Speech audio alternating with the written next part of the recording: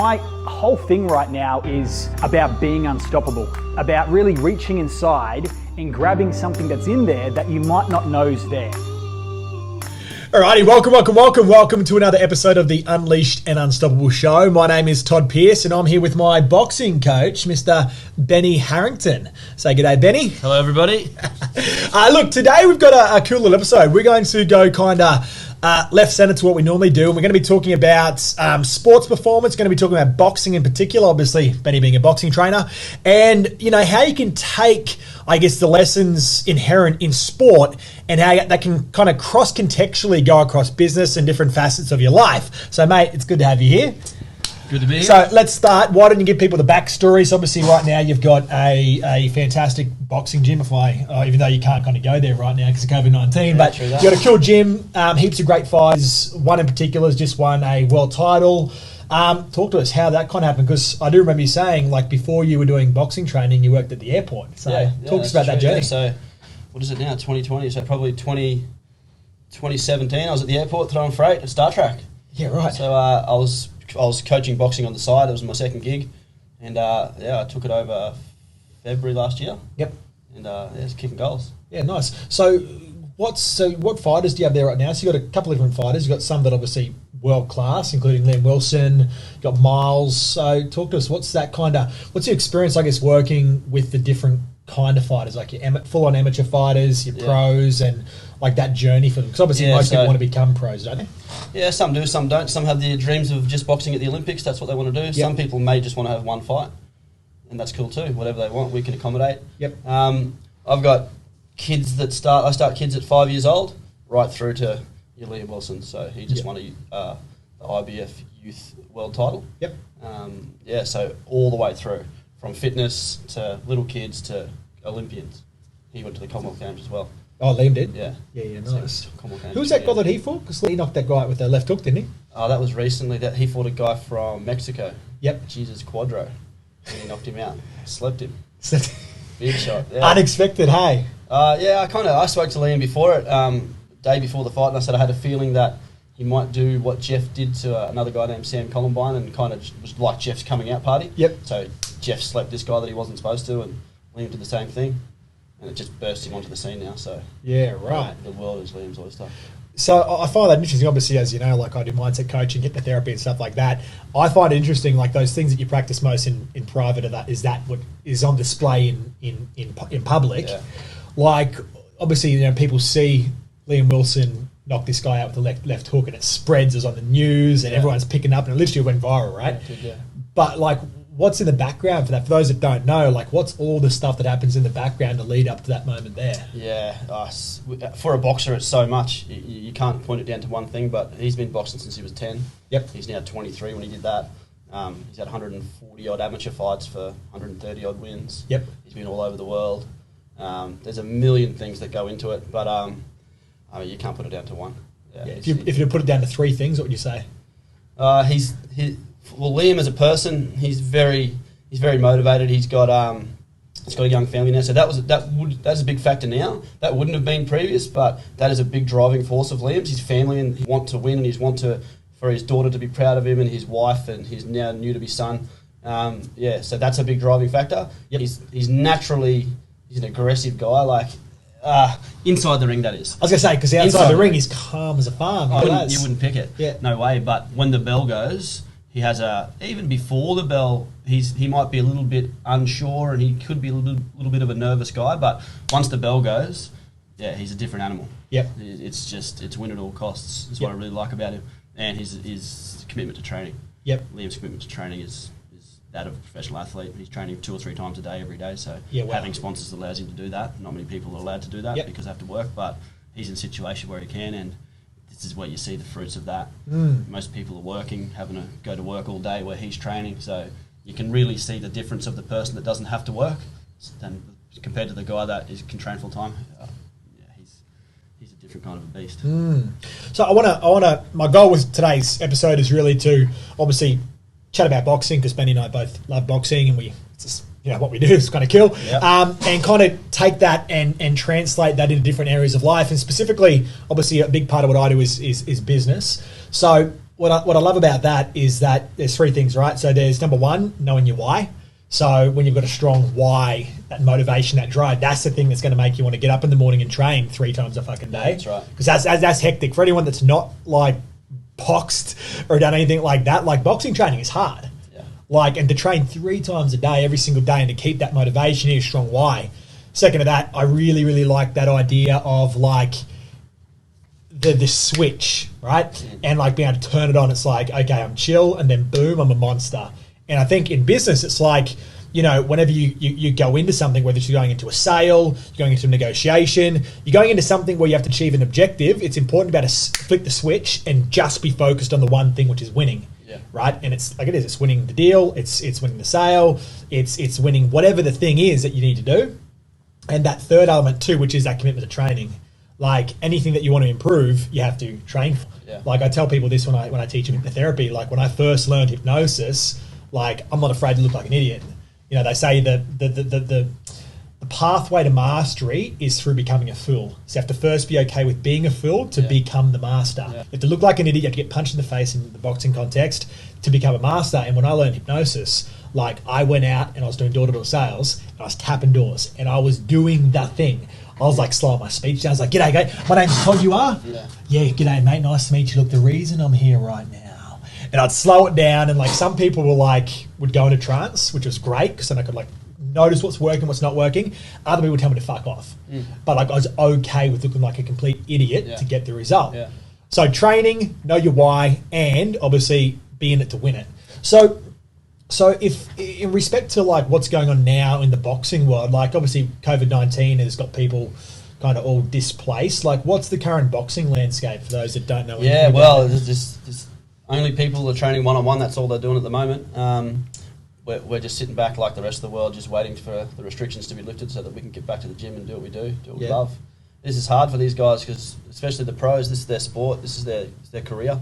So they need to be able to train, they need to be able to fight so they can provide for their family. So it's a tough time. So what are your boys doing, like Liam and all that? What are they doing to kind of make sure their mindset stays on point, making sure they're training as well? They train twice a day. So it's not much changes, it's just the group setting and the sparring. Yep. They can't do that, although they need to. They do, yeah.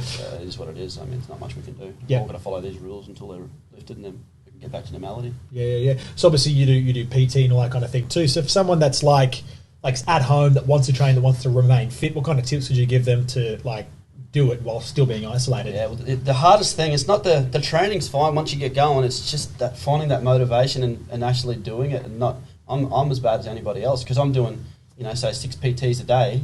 I can't then I could, but the excuse that I make is I've got to save my energy for the PTs. I should be getting up and training, but it's just starting.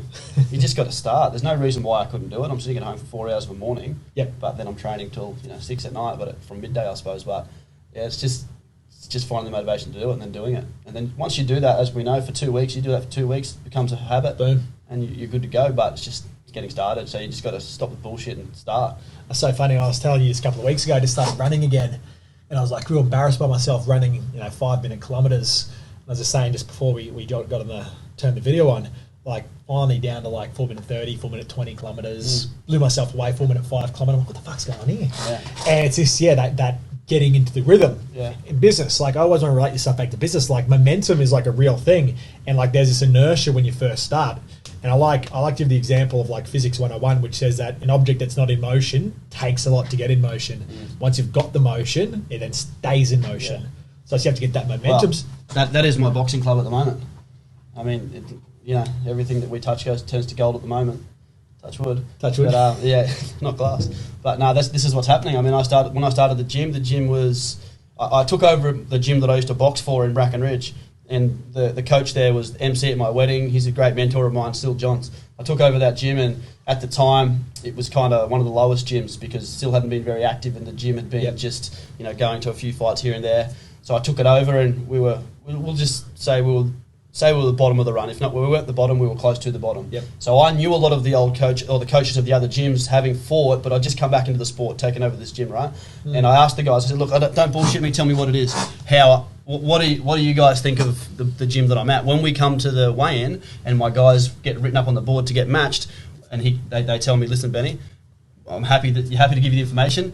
when your boys go up on the board, we fight over who can fight them. We don't look at their name. We don't care. We want that match because it's an easy match. Fine, that's great. It's information that I need. It is what it is. That's not my doing. I took over the gym, and now I'm trying to build it. So I took that information. I went back to my guys, and I said, this is what it is. This is where we're at. This is how they look at us.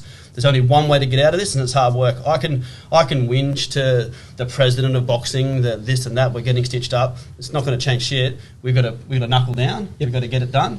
And that started happening. So the first year we might have had, I don't know, say 40 fights. We had 20 wins, 20 losses. That's all right, because when you go to a matchup, there's guys on the board, you don't know who it is. It could be you versus me, and we've never met, and we're about the same weight, same experience. It's just a fight. So most fights are 50-50, it's toss of a coin. From there, the next year we might have had 80 fights for 50 wins. The next year after that, it was 90 fights for 70 wins. And now, last year, I think we had 200 fights for 160 wins. Something like that, including pros. And we had none of that. Well, I might have had 3 guys when I took over. 3 boxers that I coached, including my son as one of them, who's only a little kid, 12 years old. Now I would have 30 amateurs and maybe 12 pros. And yeah, we're doing really well. So yeah, that's a good indication of obviously building up the momentum. But when you first start there, like when you first start something and you as you said, right, you're bottom of the barrel basically. Like how do you maintain your motivation to keep pushing through even though you had a bad name and you had to fix that? Cool, what is it? It's a fucking bad name. You're bottom of the bottom, right? Yeah, competitiveness, mate. Competitive. Like this is what it is. Like I'm not here to make up the numbers. That's the way I think of it. And I'm not here for my guys. I know how hard they train. Did you look to go wide fast or deep fast? And what I mean is, did you look to get more boxes fast or to focus on a small handful, get them going really, really well, and then because they're going well, attract more? What was the strategy? Yeah, well, it doesn't really work like that. It's not that you attract more. You can't just go out being the bottom of the run and say, "Hey, come and fight for me." Why the fuck would someone want to come and fight for me? So I didn't think of it like that. I just thought of the guys that I had, the 3 to however many I had. We just had to work hard. I didn't look past that. We're right here, right now. All we can do is give max effort everything we do. And I made sure that I got them the sparring that they needed and everything else. And from there, it just grew. And I put a big emphasis now on. I had a look around and I looked at all of the other gyms in probably the country. And I was thinking, okay, they go in cycles. So say you owned a gym and you had a really good team. You might have got 2 guys in the Commonwealth Games or whatever it was. You won 2 Australian titles. Then they retire because they're seniors, and then you're left in a big hole. You've got to produce some more. It might take a while. You might get someone from another gym. You might spend some time producing another 5 years, produce one guy. So I looked at that and I thought, well, I don't want to be in that situation. I don't want to be doing this. I need to create a system. And one of my best mates, Chris Evers, who's coach from Palm Island, we talk a lot, and we kind of developed a little bit of a system, and this is the system that we've got in today. So we bring them in at 5 years old. So no other club was doing that. They are now. A lot of clubs have a thing called Pee-wees, and I hope everyone does it because it's what's going to make the sport better in the country. So Pee-wee boxing, I call it, 5 to 10-year-olds. So now I've had the gym for 5 or 6 years. I've got 5-year-olds that are now 11. They were 5, they're now 11. They've been boxing for 6 years. And these kids, they can do things that most of my adults can't do. Absolute freaks. And I've got not just one of them. I'm getting 4 or 5, 6 a year transition from Pee-wees to my fighters class, and these guys have been boxing for 4 years. So I could get hit by a bus tomorrow. The system continues. It doesn't require me. I am the mouthpiece because I can do that for the club, and I can chase sponsorship and do whatever that needs to happen for these kids to get where they need to go. And that's the trick. The trick is the Pee-wees.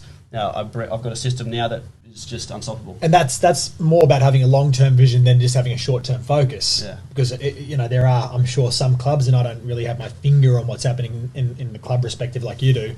But like I do see it in business a lot, and in various business, right? People having a short-term focus, looking for short-term wins, and then losing sight of the long game. And it sounds like you have that nice balance there of the short-term focus. Obviously, work on what's working. But secondly, how can I make sure this thing lasts? Funny, we had someone on our podcast the other day, Elise. Anyway, she goes around and interviews millionaires, decamillionaires, centimillionaires, people with like a buckload of money and a lot of success. And the whole trending thing is that they're looking to do is having that generational wealth, which is like looking to have that legacy beyond just myself. So what is like the long-term vision that you've got with All Stars and what you're setting up there? Like what's the big dream? Well, I feel like it's where I want it to be at the moment. I mean, I might need to branch out and open a bigger facility because we're kind of bursting at the seams at the moment. But I like that feel as well. I don't want to be in a gym that's 100 metres wide, and then someone's down the other end of the hall, and I'm trying to yell out to them. Yep. It's nice, and I'm not sure. I'll let it go where it goes. I also want to make sure that I have time to smell the roses. I don't want to be on that constant run and not looking around. I've got young kids. I've got 4 kids, so I want to make sure that I'm there for them. Yep. They all box. If they don't box, they don't live with me. No, not really. Not really, but I don't want to stay because I'm happy with it. But getting back to my reason is it's a passion. Like, I'm passionate about it. Yep. That's why it works, is because we talk about Liam and we talk about Margaret, another great pro named Miles. I've got other heaps of good pros, right? I would, and this is nothing against them, but I could lose all of those guys, all of my adults, just to have those kids, and I'm fine. I'm happy. Yep. So I'm doing it for a different reason. I feel like I'm doing it for a different reason. I swear to you, I could literally lose all of those guys and just coach kids, and that's the best. That's what boxing is. Yeah, and just because what's not immediate obvious, like you're not when you become a boxing coach or any kind of sports coach, like really you're a manager, and like you're managing a lot of things. You're managing people's schedules, you're managing people's emotions massively. Mm. So like talk us about that, like and once again this is relative to how people can regulate their own emotions and in business lead teams, because like it takes a lot to make sure someone fucking turns up. Yeah. Like we both know someone that has extreme jitters before they get in the ring. Like how do you get them beyond that jittery shit to getting in there and fucking smashing? Yeah. Everyone's different. I mean, this is the funny thing. This is why I don't really cop it. I'm a little bit harder on the guys, is because, as I say, I coach 5, 6, 7, 8, 9-year-olds, and I watch 5-year-old do it. Yep. I watch a 5-year-old get in the ring with his mouth cut on, headgear backwards, and I'll fix it up for him, and then he gets in there and has a crack. Yeah. So I find it hard to think, well, and I had a bunch of fights myself. Mate, this is no different to playing footy. Get punched. It's what it is. I mean, this is what the sport is. Yep. And now, if it's not for you, that's fine. But if it is, if you say it is, this is what it is. Yep. You got to bite down and have a crack. You've seen Green Street Hooligans, right? Yeah. Yeah, it's like, you don't realise how strong you are until you get hit and don't realise you didn't break. But it's true. Like even when I got into a spar, when I had a massive hiatus where I wasn't doing anything except my business, got fat, fucking came and did training with you, got my making me a little bit better, mate. But like when I first got back into sparring, there was like this. It was a little bit of a resistance because, like, obviously I'm heavyweight, so everyone in my weight division hits hard. Mm-hmm. Like we all fucking hit hard, don't we? And like there was like this resistance there. It's like, holy shit, I'm gonna get hit. But then I got hit, and I'm like, fuck, it's nothing. I got hit. Who gives a shit? It doesn't hurt. Well, it doesn't feel good, but it's like you didn't break. No, exactly. So like, you're a motivator, and you have to motivate them. You have to manage your emotions. And that's hard work. Yeah, man, it's literally that's what it is. I mean, if you speak to my wife when I get home from boxing gym at maybe 7 o'clock at night, I'm on the phone till 9:30. If I'm not dealing with other boxing coaches, promoters, some of my team that might have something going on at home. Now, if you've got 12 pro fighters and 30 amateur fighters, and you've got a few coaches that work under you, man. Someone's got a problem every day. So there's some problem, and I'll do my best to help. So what do you do to manage yourself, your own state, your own mindset, making sure that you don't succumb to the stress? Because that's stressful, right? When you're juggling multiple plates and you have to worry about them not breaking. Yeah, I guess I've got to the point now where I only feel comfortable when I'm under pressure. Yep. Like, and one thing that I do notice, so Liam had that big win. Well, he won the Australian title on the Jeff Horn, Anthony Mundine undercard. Yep. That was a big deal. That was his 3rd pro fight. That's the record with Jeff Fennick and a couple of other guys. No one else has done that. Yep.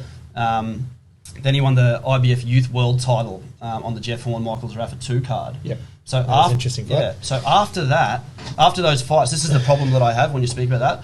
I really struggle to celebrate. Yep. So when it's all finished, the fight's over, everyone's hyped up, all the sponsors, everyone's pumped, we're all going to the casino. I don't really want to go. How come? I just feel like, what's next? Yep, cool. This is I don't know, I've identified it as a problem, and I do realise that you have to celebrate your wins, because there'll be time when I'm going to be sitting in the loser's dressing room wishing I could. Yep. But at the moment, I don't know what it is, but I've got to address it, and I've got to try and work through it. So I went back last time and had one lemonade. Lemonade. It's just not. I don't know. It's really something that it is a block for me, because I guess because I've got so many fighters. Yep. After that happens, it's like, yeah, cool, we won, but my mindset is we were supposed to win. Yep. So it's not. I'm not shocked. Yep. I'm happy, and we I understand that we could lose, but we're supposed to win. Well, how do you deal with loss then? So obviously, pretty poorly, most of them have been winners, but you do get the occasional loss. Course, yeah. How do you handle that?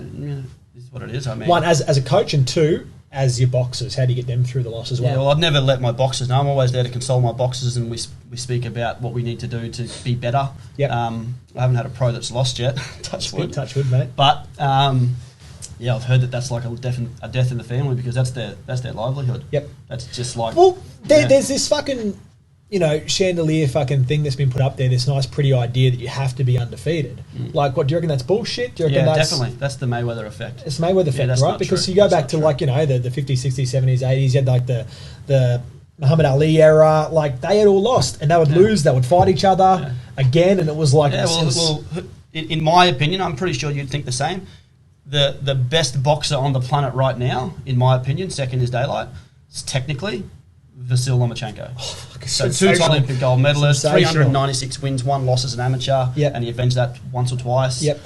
He's, I'm not sure, maybe he might have had 10 pro fights now. He's lost one. Yep. He lost his first one, wasn't it? Was his second fight. And that's because he wasn't used to like the pro way of doing he things, probably right? got ripped off. But the thing is, it's irrelevant. I still class him as the most technical, the best boxer that I've probably ever seen. He's sensational. But you haven't watched him, you have to watch him. He's absolutely sensational. And watch his brain training exercises that he does in training. Just YouTube Vasyl Lomachenko, and you'll be blown away.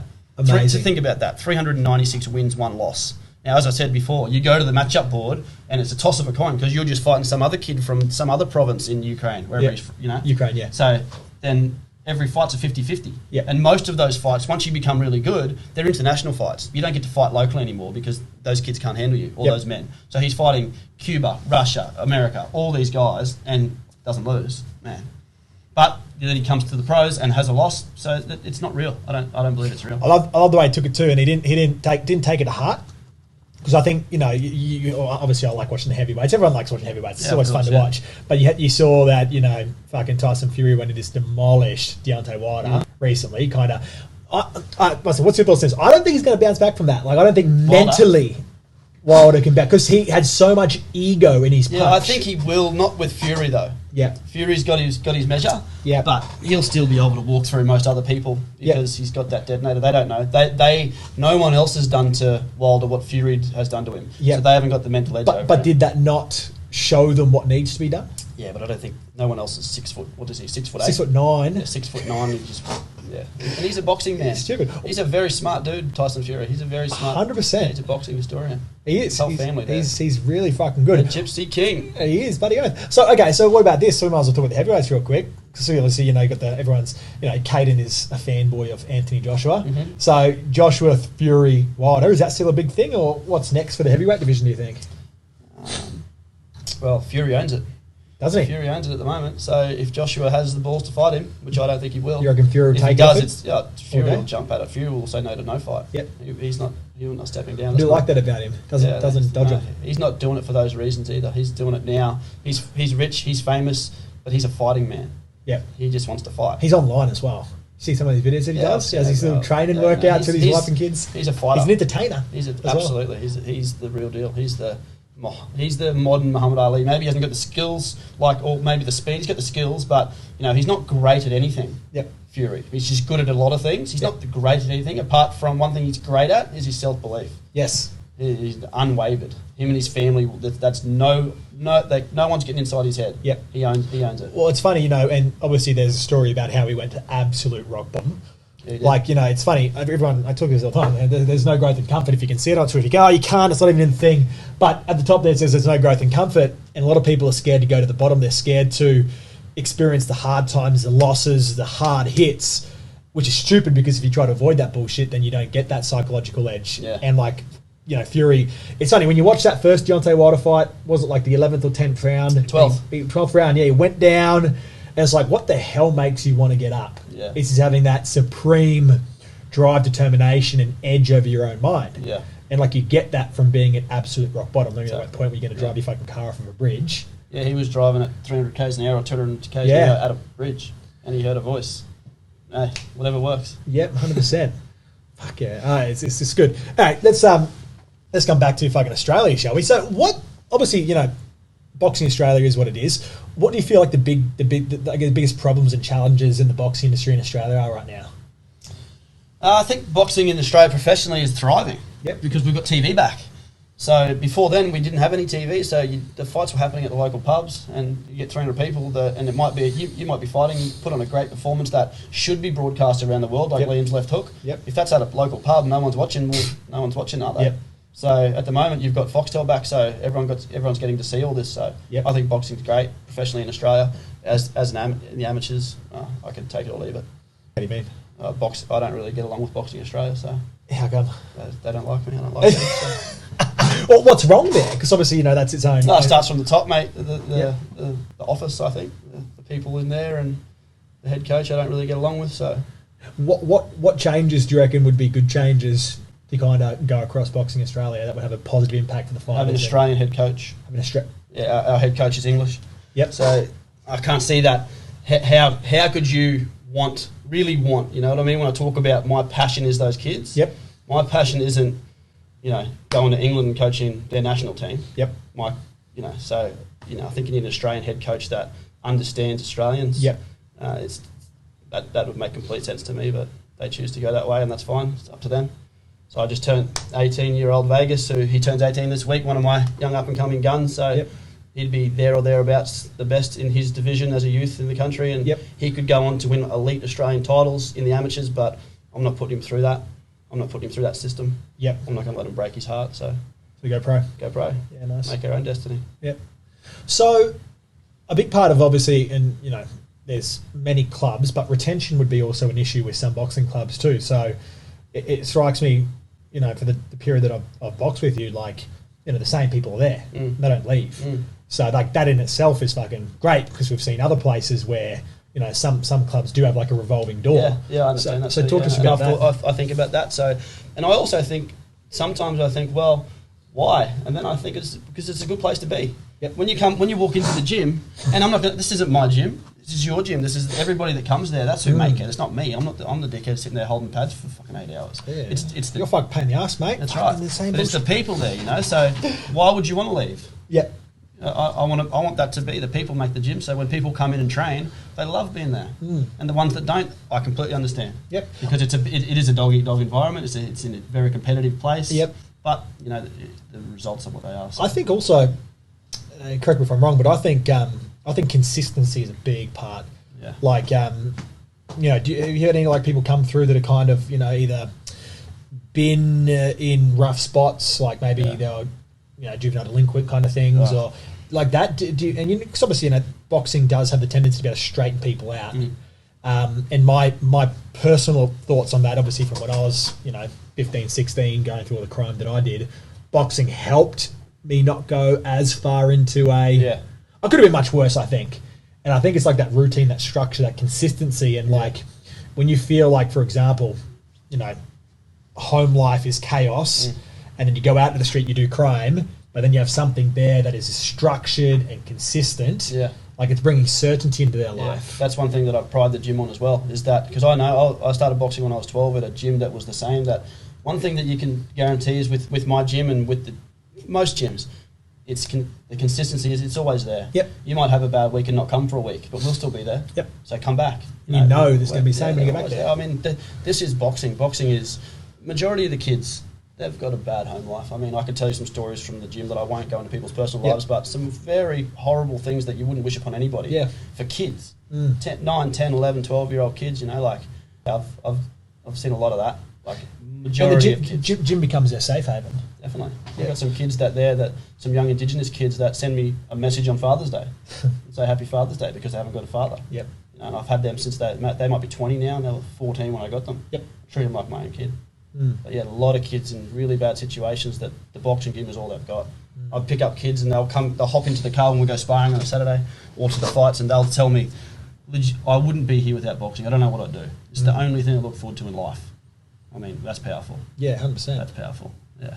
So this is what boxing is. I mean, I love boxing, and unlike other team sports, it's funny, people say boxing is an individual sport. When you win the ring and it's kind of you versus that guy for that 3-minute round, it's individual, but then you go back to your seat, it's you and coach, and then when you're in the gym, it's you and the crew. Yeah. So there is that camaraderie, teamsmanship there as well. But I like, if anyone that's like, I always talk about routines and structure, right? I think like just recently I was on a live coaching call with a group of people yesterday, and one of the people were just talking about how, there's a lot of stress and chaos in their life right now, and they're feeling anxious and overwhelmed. And I said to them, and they won't be able to take action.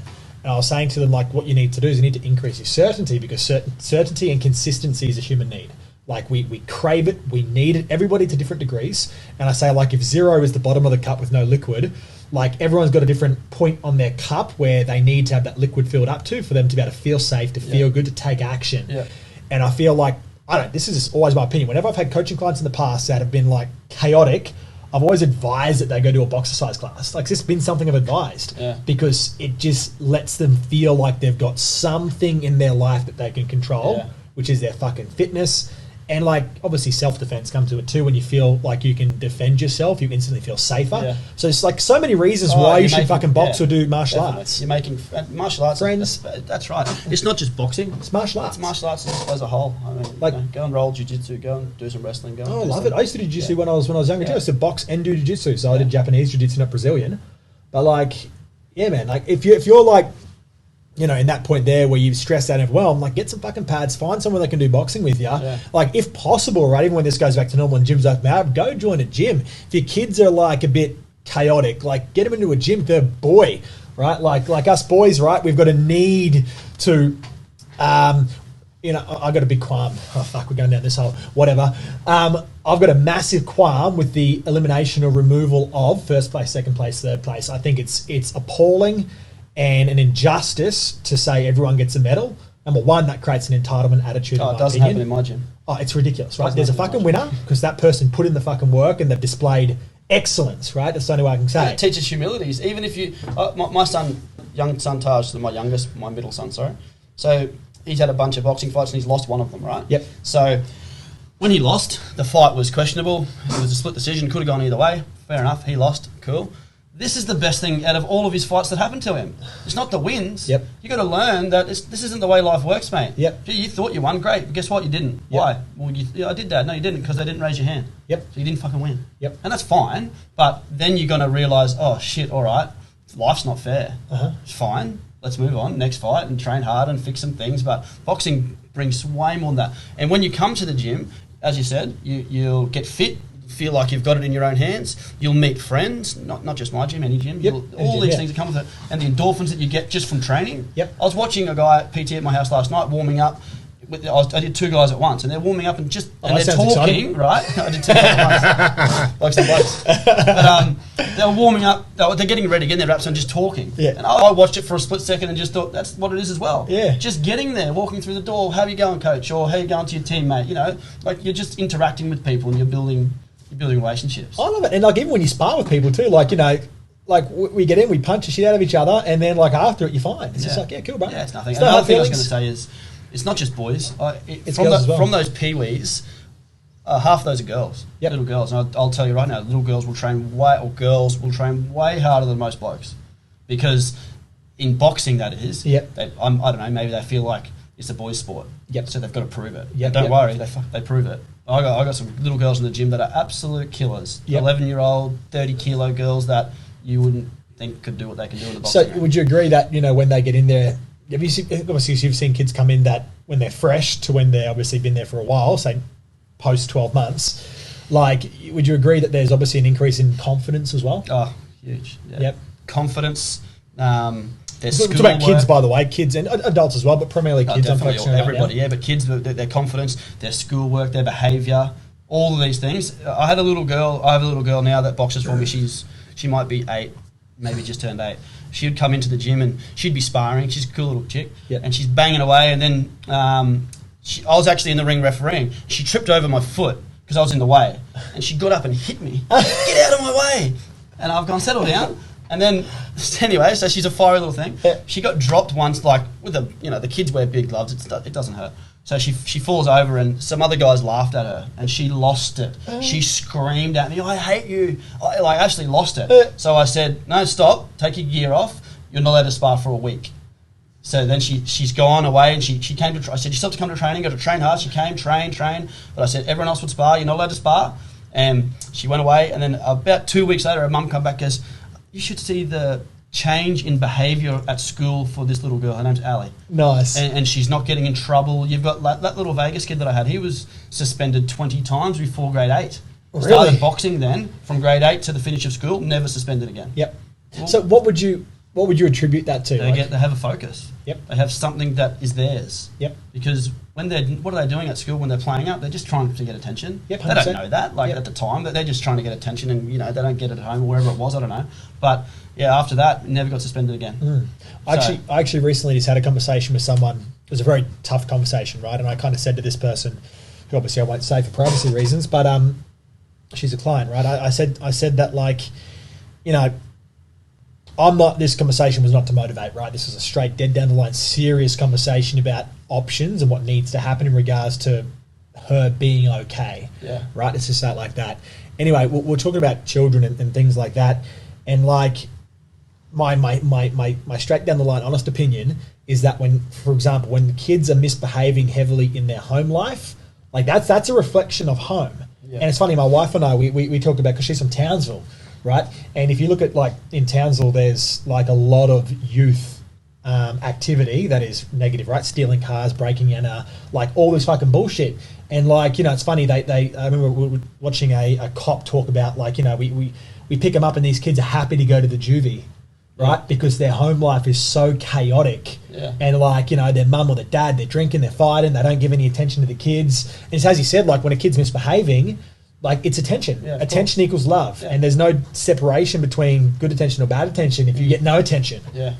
Yeah, definitely.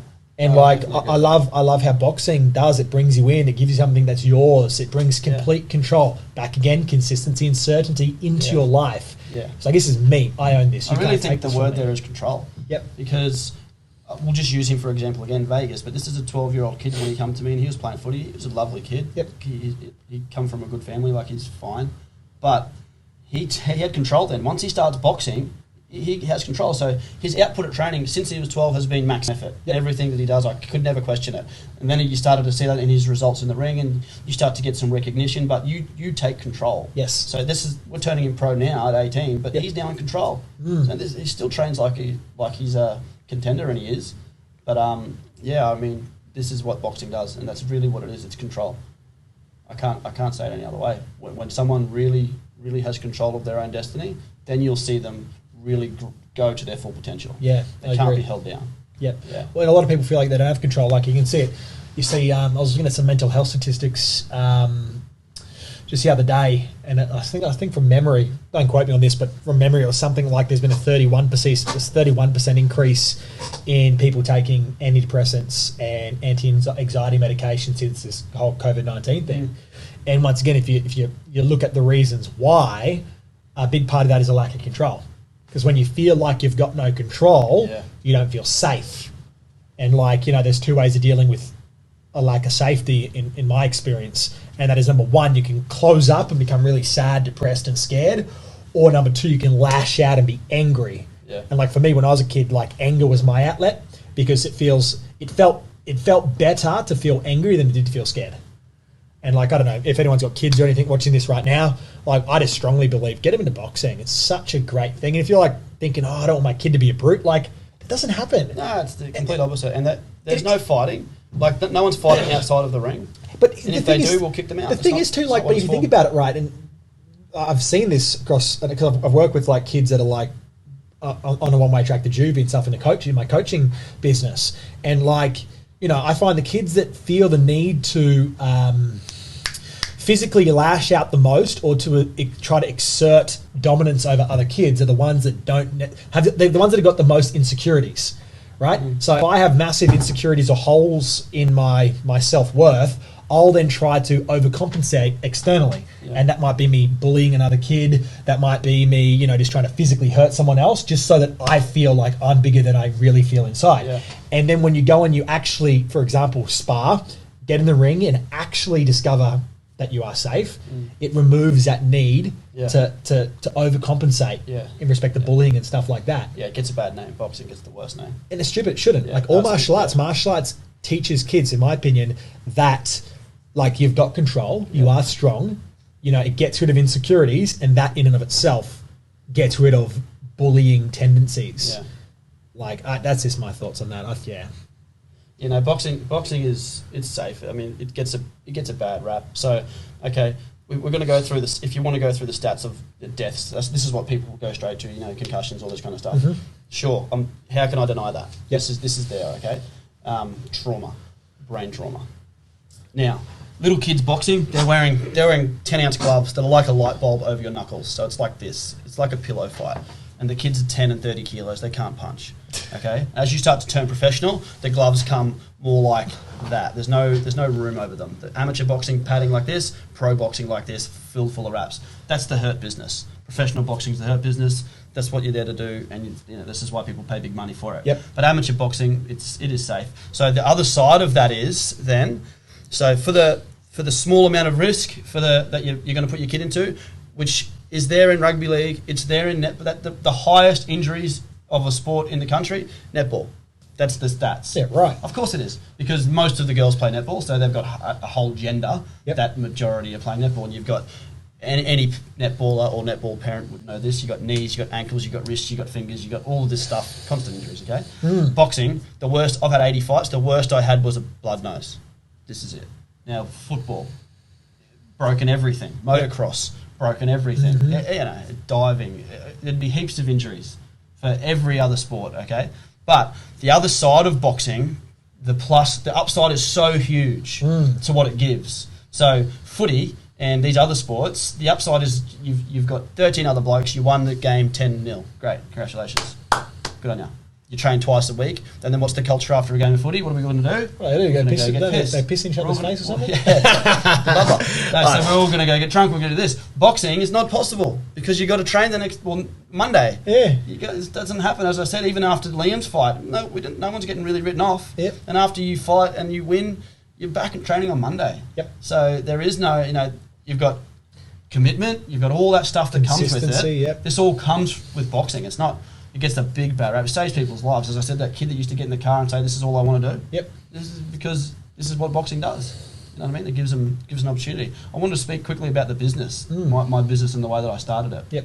And the other, we speak about this, which is the side hustle. Yep. So this was my side hustle. So I started at the airport in 2000, and Taj was born in 2007. So I started around then. Yep. I probably got out of it 2000, I said 2 years ago, so 2018, 2019. So all that time I'm managing Star Trek at the airport.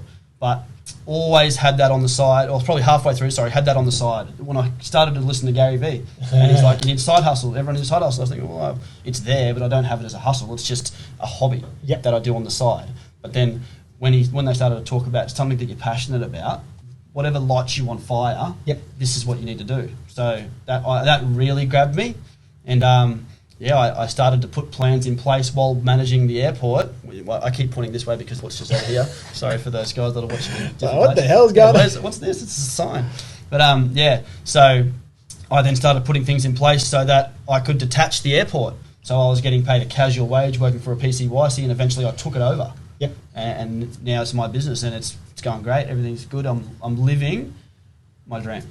Nice. This is exactly how I feel, because my passion is boxing. Every day I get to get up and box. Now, if your passion is drawing on pottery, great. If it's making couches, if it's doing your hair like Fabio, then you do that. But mate, this is a post-ice bath hair job, right? I got in, did my hair, I can... He paid me to talk about his hair. This guy. Don't talk about hair, mate. You had to borrow my hat. It's my hat. What hat? It's camouflage. You can't see it.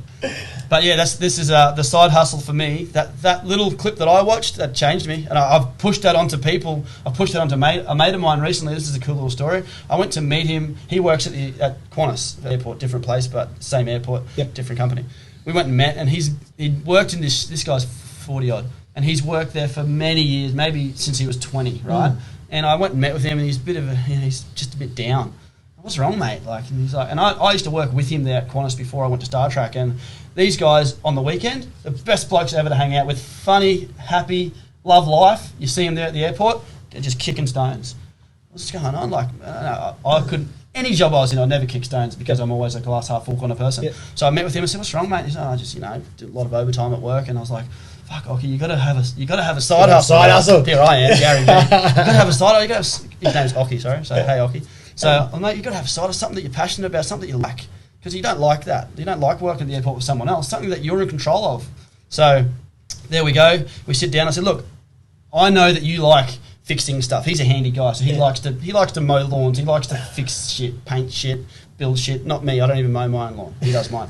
But so there we are. And I said, like, mate, look, let me start your little Facebook page. It'll take me 2 seconds. He wasn't that savvy on it. So I was like, yeah, we're sitting down. Before we'd left having breakfast, I'd started him a Facebook page. Yep. And his daughter, who's very savvy with all that kind of stuff as well, has now jumped on board and helped him. Yep. And he doesn't do much overtime at the airport anymore. When I used to talk to him and say, hey, okay, how many hours you do this week? They don't talk in hours in regards to 40 hours. He might say 15. That's overtime hours. They only talk in overtime because that's where the money is. So, I've done 25 hours this week. Far out, 65 hours, that's a lot of work, you know. So now he doesn't do much overtime because he started this little business on the side. Yep. And he does it, and he's happy to do it because he rocks up to your house and he builds your patio. Yeah, nice. And he's got all the licensing, all that done, so it's beautiful. Now, eventually, he'll detach from there. So it's not a tunnel that has no light in the end of it, which is he's 70 and retires. Now he gets to go, all right, sweet, I'll detach and away you go. I think that's a really important thing. I was having a conversation with someone yesterday, and, you know, we're talking about, you know, there's this thing out there, right? There's an idea which has a lot of merit, which is burn the boats, right? So don't leave a back door open so you can escape. Give 100% into this thing and, like, you know, burn your boats. That way you have to succeed. And, like, I'm of two minds about that.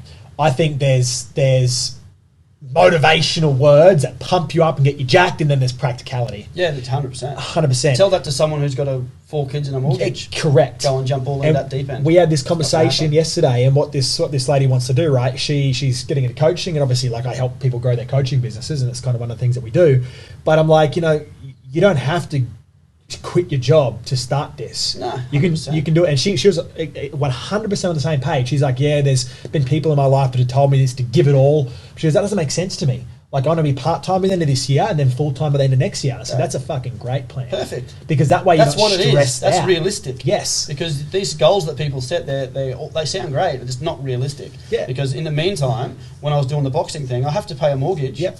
It's not going to pay itself. But and I need that security when you talk about security. Yeah. You know, because otherwise you make bad decisions. Yeah, definitely. It grinds my gears, and there's plenty of fucking people out there that are charlatans that are happy to take your fucking money. All these fucking business gurus and fucking whatever the fuck you want to call them. All these people online, they're literally 20 years old and they've never done a fucking thing in their life, but they'll teach you how to make fucking $20 million. It's like, just relax, mate. Yeah. Stop giving fucking bad advice and fucking hyping people up with fucking unrealistic expectations. It's like I think we need to ground ourselves and just be fucking practical sometimes. Yeah. And if you are going to start something, right, it's completely fucking okay. Don't ever let yourself be guilted into thinking that you have to give 100% in this thing when, for example, you've got a mortgage, you've got, you know, kids to look after, you can build two things at the same time. There's also not a time frame on that. Yeah, exactly. You might try and put a little time frame in, but it might not work. It might take you 10 years to achieve that. Yeah, have an estimated timeline. Trust me, you'll feel so much better just to have it there. Just to know that you have a plan. Yes. Because when he kept going to Qantas and kicking stones all night, there's no light at the end of the tunnel, like I said.